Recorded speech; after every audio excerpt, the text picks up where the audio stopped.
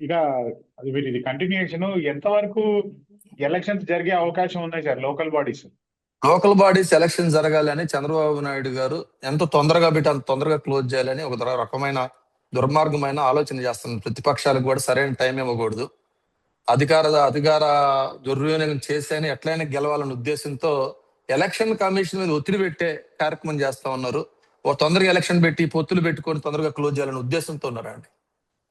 అంటే మేము సార్ కూడా ఇప్పుడు దానికి ఎప్పుడు ఇక్కడ నాకు చిన్న సందేహం సార్. నిన్న మీకు ఆల్రెడీ తెలిసే ఉంటది. అనిల్ కుమార్ యాదవ్ గారు మొన్న గబుక్కున ప్రెస్ మీట్ పెట్టి మరీ చెప్పారు, దయచేసి నన్ను ఇన్వాల్వ్ చేయవద్దు చంద్రబాబు నాయుడు గారు, నా వల్ల ఆగిపోయిన ఎలక్షన్స్ ఆగిపోతాయి అని చెప్పి కేసు నేను వేయట్లేదు, నాకు ఎట్లాంటి సంబంధం లేదని చెప్పారు కదా.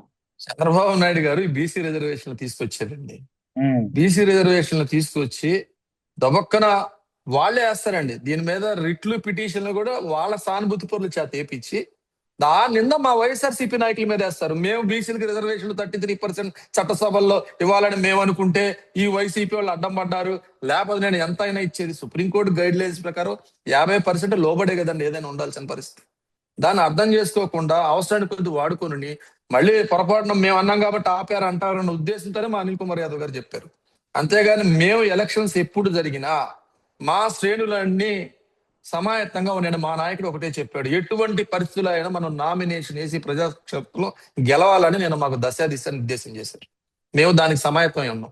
సరే, ఇక చాలా కీలకమైన క్వశ్చన్ అనుకోవచ్చు, లేదంటే మీకు బాగా దగ్గరగా ఇప్పుడు మీరు యాజ్ ఒక అసెంబ్లీ అబ్జర్వర్ గా మీరు జనసేన టీడీపీ కలిసి పోటీ చేస్తాయని ఎంతవరకు నమ్ముతున్నారు, లేదా ఆ నాయకులు ఇద్దరు కలిసి ఉన్నారని చెప్పి ఎంతవరకు దాన్ని ఏకోపిస్తారు సార్? ఎక్కడైనా ఇద్దరు వ్యక్తులు కానీ కూటమి కానీ ప్రేమతో ఉంటాయి సార్.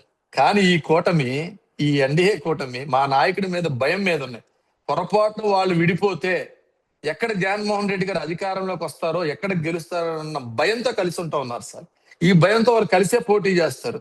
వాళ్ళలో చాలా మందికి ఇబ్బందులు ఉన్నాయి. ఎందుకంటే లోకేష్ గారు ఏమన్నా గత అసెంబ్లీలో ఇచ్చినట్టు ఫార్ములా 80% టీడీపీ, 15% జనసేన, 5% బీజేపీ చేస్తా ఉన్నారు.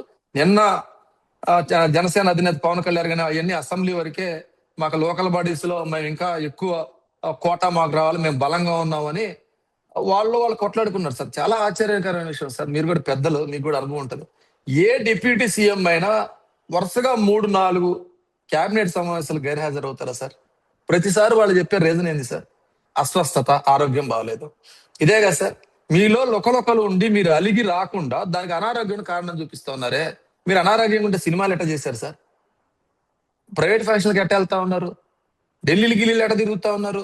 మీకు చంద్రబాబు నాయుడు వల్ల అసౌకర్యంగా ఉంది.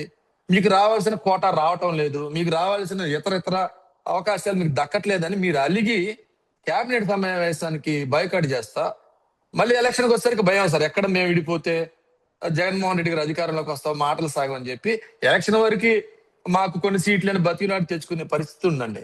గ్యారెంటీగా మేమైతే కూటమిని ఎదుర్కోవడానికి సిద్ధంగా ఉన్నాం సార్. వాళ్ళ ముగ్గురు కలిసి వస్తారని మేము రెడీగా ఉన్నాం. మేము ఒక్కరు వచ్చిన పోయినసారి అదే ఎన్నుకున్నాం. ఈసారి కూడా మా నాయకుడు సింగిల్ గానే రాబోతా ఉంటాం. సింగిల్ గా రావడానికి కూడా మేము సమాప్తై ఉన్నాం. ఇక్కడ ఒక చిన్న క్వశ్చన్ సార్. ఇప్పుడు బీజేపీ ఎంతవరకు వీళ్ళకి సహకరిస్తుంది అనేది ఒక ప్రశ్న సార్. సెంట్రల్ లో బీజేపీ పరిస్థితి కొంచెం ఇబ్బందికరంగా ఉంది. ఈ కాక్రోచ్ జనతా పార్టీ దెబ్బకి వాళ్ళు ధర్మేంద్ర ప్రధాన్ ని రిజైన్ చేయటం, అదేవిధంగా మహిళా రిజర్వేషన్ బిల్లుని ఏదైతే చట్టంగా మార్చే ఉద్దేశం డీలిమిటేషన్ బిల్లులో వెనకడుగు వేసిన పరిస్థితి ఉంది. దానికి తోడు అప్పుడున్న పరిస్థితుల్లో ఇప్పుడు వారు ఈ లోకల్ గా ఆంధ్రప్రదేశ్ లాంటి రాష్ట్రంలో వచ్చి ఈ టీడీపీతో గొడవ పెట్టుకునే సెన్స్ లో వాళ్ళు లేరు సార్. ఇచ్చిన వరకు సర్దుకొని పోదామన్న ప్రయత్నంలోనే బీజేపీ ఉంది. ఒక జనసేననే మాకు బలం ఎక్కువ ఉంది కాబట్టి మాకు ఎక్కువ సీట్లు ఇవ్వాలని నిన్న ఒక 11 మందితో కమిటీ చేశారు సార్. ఎక్కడెక్కడ బలంగా ఉన్నాము, ఏ ఏరియాలో మనం అడగాలి, ఎక్కడెక్కడ పోటీ చేయాలని నిన్న జరిగిన సమావేశంలో వాళ్ళు తీర్మానం చేసుకున్నారు.